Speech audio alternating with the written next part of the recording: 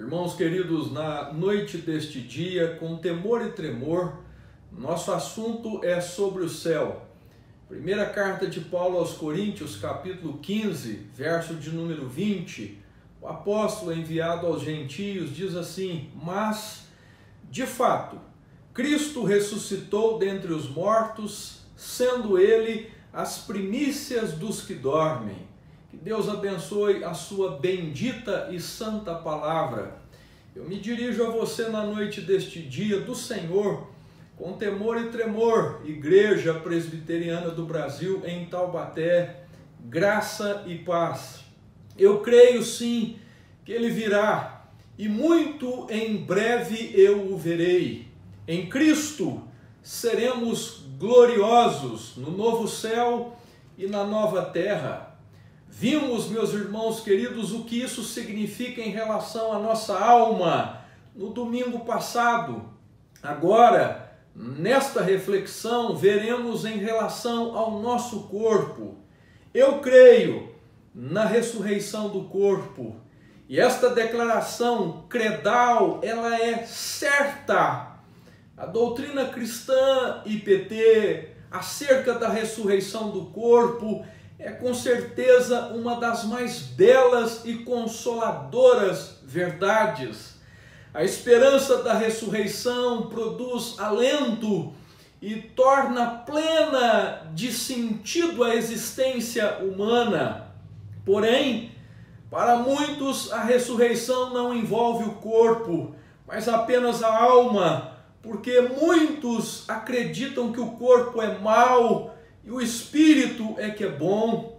Esse tipo de pensamento nos remete às ideias platônicas, que cria que a alma era prisioneira do corpo. Entretanto, igreja, a confissão do credo apostólico faz a seguinte afirmação: eu creio na ressurreição do corpo e na vida eterna. Hoje, muitos não acreditam nessa doutrina bíblica. Os materialistas, por exemplo, acreditam que com a morte tudo se esvai. Os kardecistas, eles não aceitam a ressurreição, pois defendem a reencarnação. Mas, Igreja do Senhor, a ressurreição é um ensino das Escrituras Sagradas que tem como base a ressurreição de Cristo Jesus. Em Corinto, havia pessoas que negavam a ressurreição corpórea, mas Paulo está lá e argumenta com base na ressurreição de Jesus Cristo a garantia da nossa ressurreição. Porque Cristo ressuscitou, afirma o apóstolo, nós ressuscitaremos também. Visto que a doutrina da ressurreição do corpo, ela pode ser vista em toda a Escritura. No Antigo Testamento, por exemplo, você pode conferir em Isaías, capítulo 26, verso 19, Daniel, capítulo 12, versículo de número 2, no Novo Testamento, textos como o Evangelho de João, capítulo 11, versos 24 e 25, ou a primeira carta de Paulo aos Tessalonicenses, capítulo 4, versículos de número 13 a 17. Ao falarmos, meus irmãos, da ressurreição do corpo, nós precisamos nos ater a algumas características. Primeiro, a ressurreição será corporal. Jesus ressuscitou com seu corpo físico e nós também ressuscitaremos à sua semelhança. Evangelho de João, capítulo 20, versículos 24 a 28. Em segundo lugar, o nosso corpo será um corpo glorioso, isto é, sem pecado e apto a morar nos novos céus e na nova terra. Em terceiro lugar, ressuscitaremos para a vida eterna. A ressurreição do justo é um ato de libertação e ao mesmo tempo de glorificação. Na ressurreição, o corpo ergue-se da sepultura e une-se de novo à alma. Mas o ponto, meus irmãos, culminante aqui é que na ressurreição do justo, seu corpo será dotado de uma vida eterna, gloriosa e abençoada.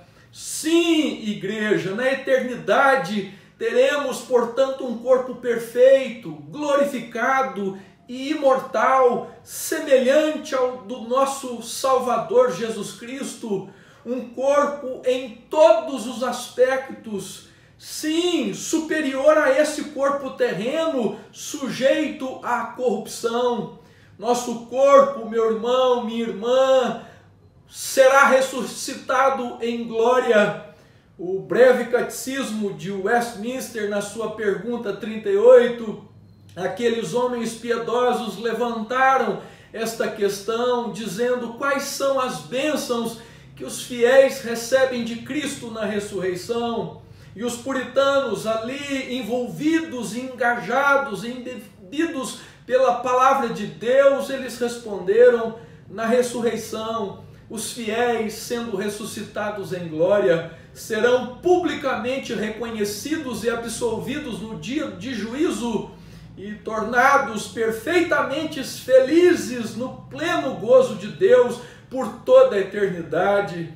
Eles estavam baseando este argumento na primeira carta de Paulo aos Coríntios, capítulo 15, versos 43, Mateus, Evangelho, capítulo 10, versos 32, capítulo 25, verso 34, Salmo 16, versículo de número 11. Seremos semelhantes a Ele, Jesus, não só a alma aperfeiçoada com santidade, mas também o corpo ressuscitado em glória. A ideia da imortalidade da alma é consenso quase universal. Há muitos espiritualoides hoje, concernente ao corpo sobreviver à morte, é um assunto peculiar à fé escriturística. A Bíblia, irmãos queridos, é a única que defende esta forma credal de que eu creio na ressurreição do corpo. Portanto, a fé cristã ela é ímpar, ela é única. Pena que muitos cristãos ainda lutam com essa dificuldade. A culpa dessa hesitação funda-se em parte naquele antigo filósofo grego Platão, porque Platão desvalorizou o material em detrimento do espiritual. Anthony Huckman, por exemplo, diz que no ensino de Platão a alma é considerada uma substância superior, por isso eterna. Já o corpo é uma substância inferior, por isso mortal. O lema desse filósofo grego, Platão, era soma sema, ou seja, o corpo um túmulo. Para o pensador grego, o corpo era uma espécie de gaiola da alma que aprisiona a alma. Esse veneno platônico infectou muitos cristãos que são inconscientemente platônicos na maneira de pensar e de crer. Seus pontos de vistas de mundo, carne, alma são distorcidos por uma hiperespiritualidade instintiva. Os evangelistas, por exemplo, na sua grande maioria, falam da salvação da alma, mais vezes do que em redenção de homens e mulheres. É da máxima importância, igreja, apegar-nos à realidade da carne humana ressurreta e glorificada, porque a Escritura é incondicionalmente contra esse tipo de dualismo e nós devemos atribuir pleno peso à declaração bíblica de Gênesis capítulo 1, verso 31, e viu Deus que tudo era bom, a matéria era boa quando saiu das mãos dadivosas e paternais do Criador. Deus não dividiu a realidade em espiritual e material. Deus fez tudo muito bom e de valor eterno. Por isso, a antropologia bíblica mostra que o homem é uma unidade físico-espiritual. Não há uma alma permanente num corpo temporário. Leia o 2º capítulo de Gênesis, verso de número 7. O testemunho bíblico é acerca do homem, não a sua alma. O pó da terra e o sopro da vida foram postos juntos para formarem quem somos. Cristo Jesus veio não só redimir o sopro da vida, mas também o pó da terra. Nosso corpo é templo do Espírito Santo de Deus. Primeira carta de Paulo aos Coríntios, capítulo 6, versos 19 e 20. A Escritura peremptoriamente, paulatinamente diz: fostes comprados, nós, e não a nossa alma. Romanos, capítulo de número 6, o apóstolo Paulo fala dos nossos membros e não da alma. Como podemos estar certos disto, igreja? Cristo, o nosso modelo, nosso primogênito dos mortos, ressuscitou em carne. O Catecismo de Heidelberg, no domingo 17, na pergunta 45, diz: que importância tem para nós a ressurreição de Cristo? E, em primeiro lugar, a resposta é: pela ressurreição, ele venceu a morte para que nós pudéssemos participar da justiça que ele conquistou por sua morte.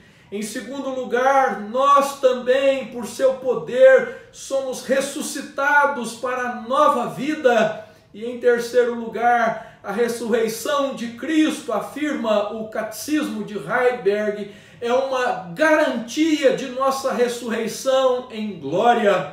O Novo Testamento, meus irmãos, é enfático e quase chocante com a humanidade de Jesus. Em Lucas, por exemplo, no capítulo de número 24, verso de número 39, Jesus diz àqueles discípulos na estrada de Emaús: toquem-me com seus dedos e sintam a textura da minha pele e a infraestrutura dos meus ossos.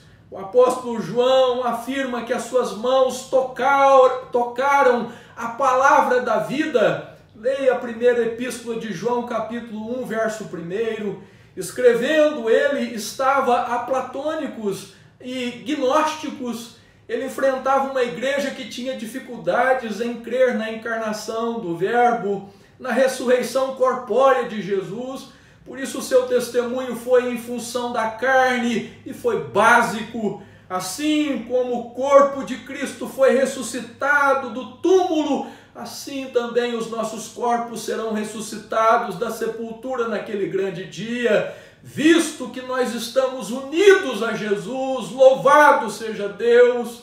Leia a primeira carta de Paulo aos Coríntios, capítulo 15, verso 23. Isso irá se cumprir, isso irá cumprir os propósitos eternos e também original de Deus, quando ele disse: façamos o homem à nossa imagem e semelhança, como está escrito em Gênesis 1, 26.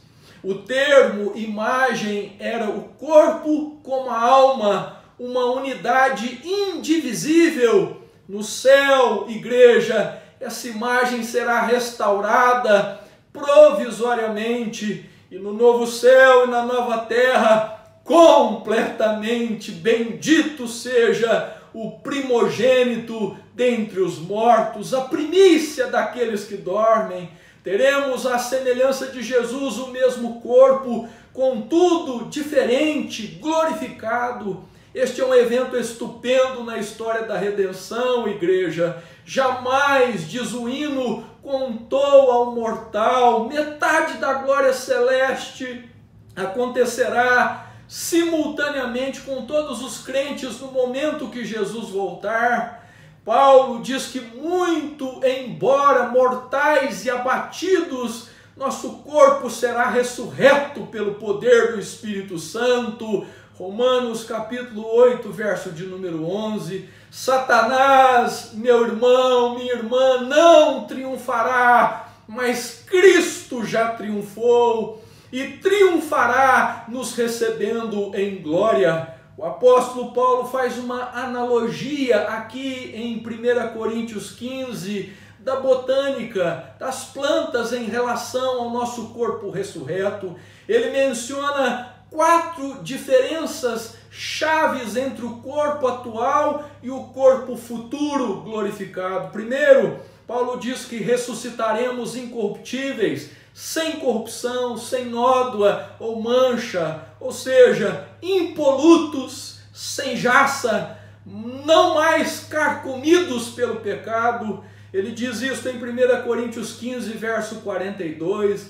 Esta ideia de que estamos morrendo é literal, é fato, é a lei da termodinâmica. Estamos morrendo gradativamente, irmãos. O envelhecimento não é algo natural, a morte não é algo natural, a degeneração da nossa célula é consequência do salário do pecado, Romanos 6, 23. A morte, igreja, é decreto de Deus, do Deus que não anistia pecadores. A decadência vai nos enfraquecendo sorrateiramente e irreversivelmente num processo inevitável de deterioração até a sepultura. Algo dentro de nós protesta contra isso quando olhamos no espelho todos os dias, lutamos contra o fenecer da luz, com cosméticos, caminhadas, plásticas, pinturas. Eis o testemunho da Escritura, Eclesiastes 12, verso 1, lembra-te do teu Criador, medite no Salmo 90, veja a transitoriedade da nossa vida fugaz e ore pedindo a Deus para que Ele te dê um coração sábio, que Ele ensine a você a contar os seus dias, mas lá no céu não teremos isso. A nossa experiência com o mal acabará, não haverá morte, nada de decadência, no novo céu e nova terra, só glória. Primeiro, diz o apóstolo Paulo, ressuscitaremos incorruptíveis. Em segundo lugar, ressuscitaremos em glória. 1 Coríntios 15, verso 43. Veja, nós descemos à sepultura de forma desonrosa, desafeiçoados, pálidos, frios, mas seremos como Ele em glória. Mateus 13, verso 43, diz que os justos brilharão como o sol no reino de Deus, na presença de Jesus.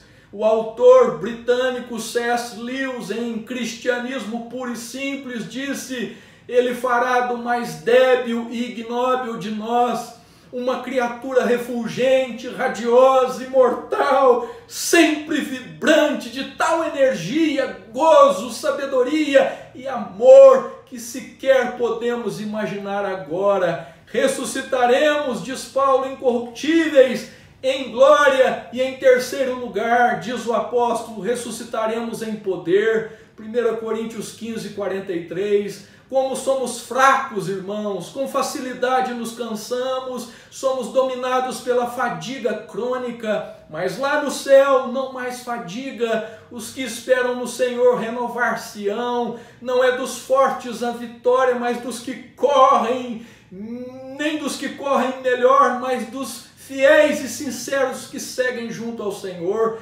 Seremos em Cristo cheios de vigor, da glória do Senhor Jesus, do poder de Deus, não mais o cansaço da degeneração, da decadência, da fadiga. O trabalho será prazeroso, sim, tudo será glorioso como no princípio. Os puritanos diziam que assim como os tormentos do inferno são mais excrucitantes do que qualquer dor, os prazeres do céu são infinitamente mais deleitáveis do que qualquer lugar do mundo. Em quarto lugar, ressuscitaremos em corpo espiritual. 1 Coríntios 15, 44. Muita cautela, cuidado com este termo espiritual, porque nesse contexto significa dominados pelo Espírito. Paulo não fala e não diz que significa não material, ou não físico, mas dominado por Deus. Este homem espiritual agora é habitado e dirigido pelo Espírito. 1 Coríntios 2,15. O contraste aqui é entre o corpo que enfrenta as mazelas do pecado e o corpo que é dominado completamente pelo Espírito Santo de Deus no porvir. No presente momento, meus irmãos, nosso corpo é o nosso maior obstáculo para o nosso viver cristão. Ele tem fome, ele tem desejos, ele cansa, suas exigências podem nos distrair e nos afastar de Deus. Mas no novo céu e na nova terra não mais teremos estes obstáculos. Louvado seja o primogênito dos mortos, as primícias dos que dormem.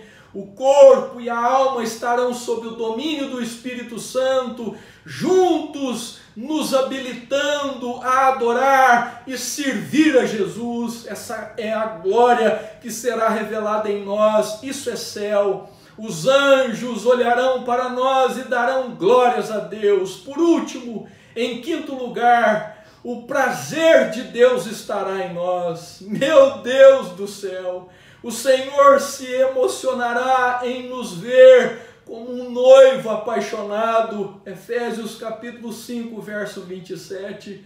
Contemplando o seu povo, ele se encherá de afeto e de prazer. Isaías 53, 11, Mateus 25, 35, lembra de Hebreus 2, versículos 12 e 13, o nosso anfitrião: Pai, eis estou aqui com os filhos que me destes, no novo céu e na nova terra, ninguém estará perdido, todos estarão em segurança para sempre, não haverá espaços vazios, ninguém estará ausente, será a Assembleia dos Remidos, o aprisco santo, que o bom pastor disse em João 10,16. Não haverá nenhum pesar ou frustração em Deus, mas glória. Jesus, IPT, eu termino na noite deste dia, estará satisfeito com o seu trabalho. Deus estará satisfeito com o seu trabalho. O Espírito Santo estará satisfeito com o seu trabalho, com os vasos de sua honra e para a sua glória. Todos nós seremos o que Ele deseja. Leia Cantares 1,15 e estaremos ali habilitados a dizer plenamente: eu sou do meu amado e o meu amado é meu. Ele nos amará, sim, o Pai, o Filho e o Espírito Santo nos envolverá no mais intenso amor, porque eles o verão em nós. É a si próprio que Cristo verá em nós, a si próprio que Ele amará em nós. É por isso que nos é prometido que seremos semelhantes a Ele. 1 de João 3,2. Não é nenhuma outra coisa que Ele, Jesus, admirará, senão a sua própria santa beleza em nós. Almejo o dia em que verei Jesus. Eu creio sim, IPT, que Ele virá e muito em breve eu subirei para um novo lar, um novo céu. Para sempre estarei com Jesus no novo céus e na nova terra.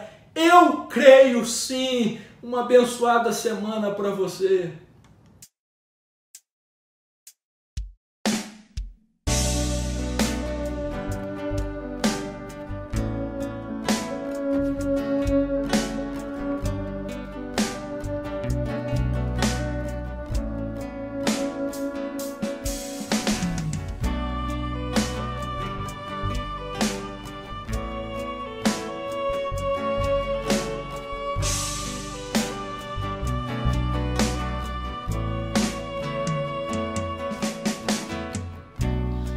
O dia em que verei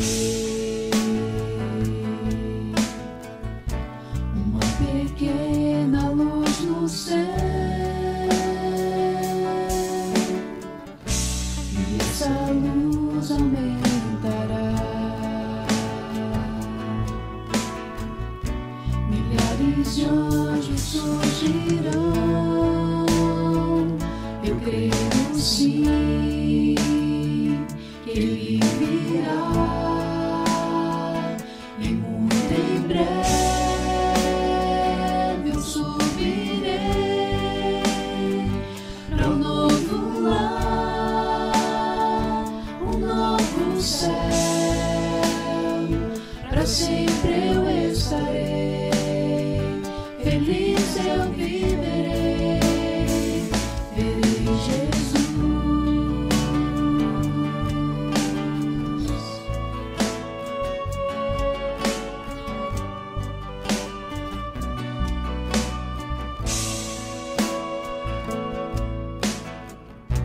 A voz de Deus irá soar, nas nuvens sua glória surgirá. Mil gerações se encontrarão